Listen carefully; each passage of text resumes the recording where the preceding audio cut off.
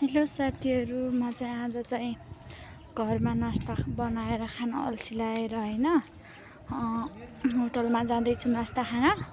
अनि त्यही पनि अब चिकन चाउमिन खान्छु होइन, मिठो।